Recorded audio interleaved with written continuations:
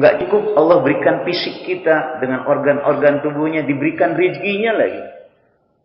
Oksigennya, makanannya, rezekinya, semuanya itu Allah kasih sama kita. Supaya apa? Supaya kita tenang menjadi Abdullah. Karena kita diciptakan ke muka bumi ini sebagai hambanya yang harus sujud beribadah padanya.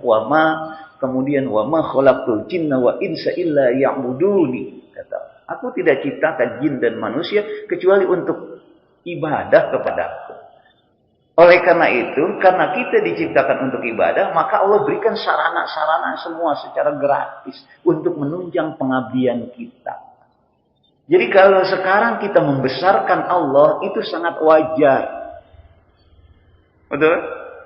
Jadi kalau sekarang kita jemput panggilan Allah, itu sangat wajar. Sudah kewajiban kita ini.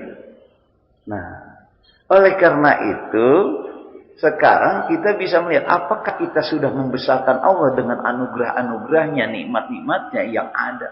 Bahkan di dalam Al-Quran dijelaskan seandainya kau hitung satu persatu nikmat-nikmat Allah yang diberikan kepada kita semua, tidak akan pernah bisa terhitung. Wa in ta'uddu nikmatallahi la tuhsuha. Seandainya kau menghitung nikmat-nikmatku, kata Allah, tidak akan pernah bisa kau menghitungnya, apalagi membalas. Sudah sewajarnya kita membesarkan Allah. Tapi faktanya banyak masih orang belum bisa membesarkan Allah. Gitu. Jadi kalau bahasa kitanya itu, kalau kita dikasih sama orang, kita nggak berterima kasih. Berterima kasih itu berarti kita tidak bisa bersyukur atas nikmat. Nah, karena itu ya kita harus melihat diri sendiri. Apakah Allah sudah kita besarkan, sudah ada dalam hati kita besar atau kecil? Sebab kalau Allah belum besar pada diri kita, ya kedudukan Allah belum besar hati kita, maka hati kita ini ada rongga masih. Rongga yang akan mengisi. Apa itu? Ya setan. Yang ngisi itu siapa? Ya rongga. Rongga itu terbuka, bisa diisi. Siapa yang ngisi? Selain Allah. Siapa? Ya setan yang ngisi. Maka tidak menutup kemungkinan ketika belum besar Allah di jiwanya, masih ada itu perasaan dia tidak enak, tidak bagus, ujub, takabur, sombong dan seterusnya. Kenapa? Karena ini belum besar hatinya. Ibarat sini tuh gelas yang penuh air.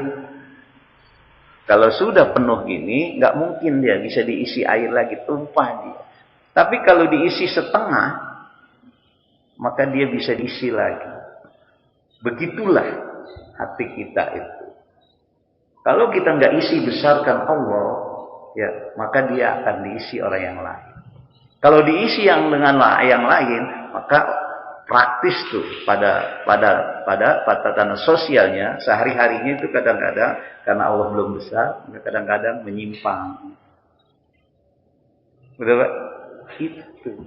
Jadi yang terpenting sekarang bagaimana kita bisa melihat manzilatullahi ta'ala min qalbi.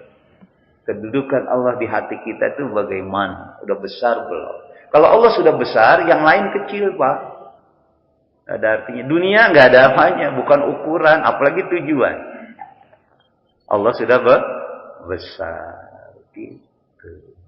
Oleh karena itu kalau orang yang sudah besar, Allah sudah di jiwanya, di hatinya besar, itu enak. Kenapa demikian? Karena dia merasa ringan, nyaman di dalam beribadah itu. Pengennya terus berkomunikasi, bermunajat dengan Allah. Gitu. Ya, makanya filosofi seorang muslim itu ketika dia sholat, Allahu Akbar, takbiratul ihram, dia inni wajjahtu wajhiya lillazi fataras samawati wal ardh hanifan muslima wa ma ana minal musyrikin. Terus dia berikrar, inna salati wa nusuki wa mahyaya wa mamati lillahi rabbil alamin la syarika lahu wa bidzalika umirtu wa ana minal muslim. Itu ikrar. Gitu. Bukan hanya hafalan doa iftitah kita hafalkan, kita baca tanpa kita resapi artinya.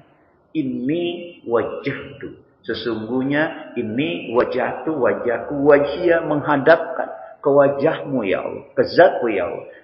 Wajhia lillazi fataras samawati wal ard, kepada zat yang menciptakan bumi dan langit. Kita lagi berdialog dengan Allah Subhanahu wa taala. Hanifah muslimah, yang lurus, muslimah, menyerahkan diri, muslimah, wa ma ana minal musyrikin, dan tidak termasuk orang-orang musyrik. Kemudian kita berikrar, inna sholati wa nusuki wa mahyaya wa mamati lillahi rabbil alamin. Sesungguhnya hidupku, semua ibadahku, inna sholati, salatku yang aku kerjakan sekarang, wa nusuki, dan semua ibadah-ibadah yang aku lakukan, wa mahyaya, bahkan sehidupku, wa mamati, matiku, lillahi rabbil alamin, kuserahkan kepada Allah zat yang menciptakan alam. Lagi mi'raj dia, lagi berdialog dia. Itulah perlunya, makanya di dalam literatur Islam, sholat itu perlu ihsan.